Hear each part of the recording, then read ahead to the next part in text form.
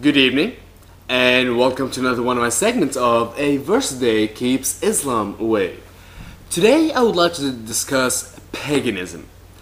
How paganism is the root of what Islam is based upon, and the parallelisms between pagan beliefs and Islamic beliefs today. Today, I would like to talk about Al-Hajj. As you know, Al-Hajj is one of the 5 pillars of Islam. Those 5 pillars being Al-Shahada, Al-Salat, Al-Zakat, Al-Sawm, and Al-Hajj. First of all, Al-Hajj takes place in a city called Mecca, Mecca Al-Mukarram. And just real quick, to give you a real quick history about it, this is when Abraham had his son Ishmael through Hagar, Hajar. So Abraham got rid of his son, got rid of Hagar, who was actually his concubine, and they were sent to the desert. Now, the story has it that Ishmael was so thirsty, was so yearning for water, that Hagar was so desperate for her son's sake that she was trying to find water for him. And then she started running around 7 times until she found water. What I don't understand is, why would somebody run around 7 times in a circle until they find water? Nevertheless, she found water out of this wonderful spring called Yanbu' Zamzam, the spring of Zamzam, which is, till today, it springs holy water from it that God had sent down upon to Ismail. Now, the whole basis and the whole premises of a Hajj is, upon arrival to Mecca, there's something called Al-Kaaba. Al-Kaaba kind of comes from the Arabic root, or Arabic word, Al-Kaab, Al-Muka'ab, which is a block, a cube. So, Al-Kaaba is really nothing more than this little rectangular, cube-like building or structure, which is extremely holy. And I will get to the fact as to why it is holy in just a little bit. However, Muslims are supposed to circumambulate around Al-Kaaba 7 times. Now, why is it so holy? What is so holy about Al-Kaaba? Within it is housed Al-Hajar Al-Aswad, the black stone. Now, the black stone, which nobody has seen, by the way, it is inside this cube, and all you could see is a little window that you could see something black inside. But Al-Hajar Al-Aswad, this black stone, supposedly is a meteor that came upon from God and hit right in front of Adam's feet.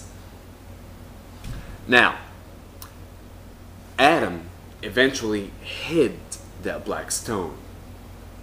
And now this is where the story starts getting a little bit mixed up, because Ibrahim, was the one who uncovered that stone, and from that point on, they reminisce, they do what Abraham did, and they worship that stone. Oh, I'm sorry, not worship that stone. They circumambulate around it, and every time they pass around the little window that has a stone showing, they must touch it and kiss it. And however, if you're not too close to it, since about every year about 3 million people make this pilgrimage, and you know, it's kind of small and confined, about 300-400 people get trampled and died every year. Nevertheless, if you're not close enough to where you can touch it and kiss it, every time you pass around it, you must say, Allahu Akbar, Allahu Akbar. Alright, so now you have 3 million devout Muslims circumambulating this weird cubical structure with that which you cannot see inside by the little black stone. In essence, they are practicing as to how to worship God, Allah, because the Kaaba is supposed to represent Arsh Allah, the throne of God. So here on earth, they take a little practice run as to how they will walk around the throne of God once they get up to Al-Firdaus. Now, I know what every single one of you is thinking right now. Who built the Kaaba? Like, for real, dude. Who built it? Where did it come from? where did it originate? Al-Kaaba actually existed and predated Islam by, I don't know, a couple hundred, maybe 1,000 years. Al-Kaaba is supposed to house 360 idols, and it was actually built for the god or the deity Hubal.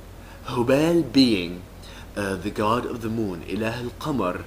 Now we still see remnants of Hubal even in the Quran today, because Hubal is supposed to have had 3 daughters.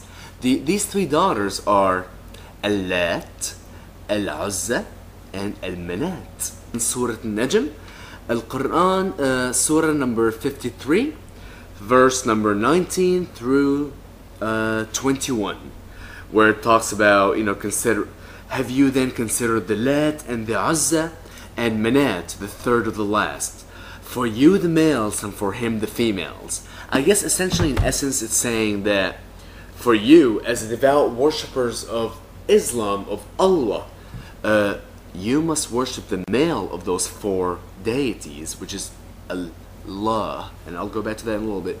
And for him, for Allah, he shall worship the females, which are his 3 daughters, Al-Uzza, Al-Lat, and Manat. One of the most interesting hadiths that mentions Al-Hajj is narrated by Sahih al-Bukhari, book number 2, volume 26, hadith number 689, where it's narrating Abu al-Hurayri. In the year past to the last Hajj of the Prophet, when Allah's apostle made Abu Bakr the leader of the pilgrims, Abu Bakr sent me in the company of the group of the people to make a public announcement. No pagan is allowed to perform Hajj after this year, and no naked person is allowed to perform Tawaf of the Kaaba.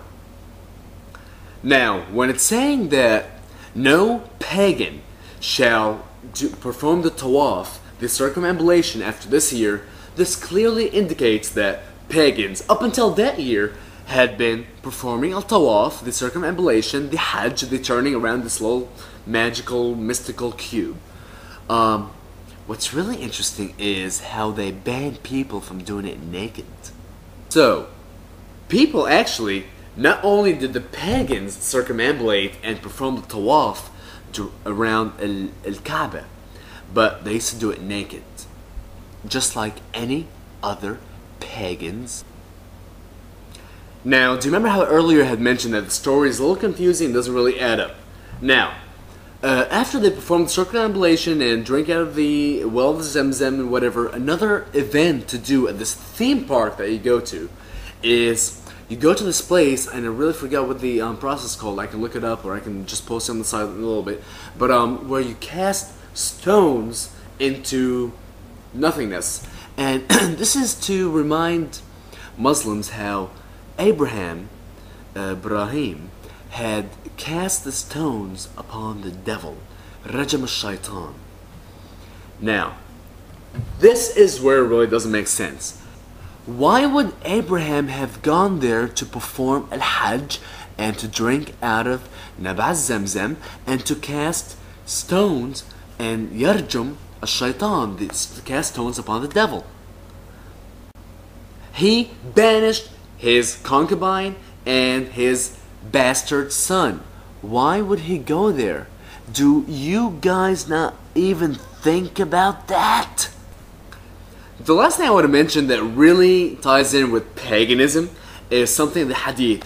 This is from Hadith al-Bukhari, book 2, volume 17, Hadith 128. Essentially, the followers of Muhammad were asking him for rain because it was not raining. So Muhammad went outside and did his little thing and it started raining. However, afterwards it was raining so hard that they asked him again and said, "Hey Muhammad, it's raining so hard that we can't even walk home." So he went back outside, did his little thing, and it stopped raining.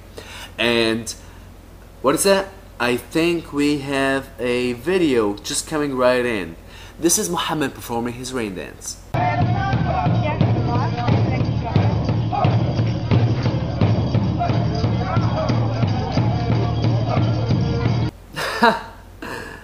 That was wonderful. Alright, I want to say thank you for your time, and I look forward to seeing you again later. Take care, and have a good evening. Bye.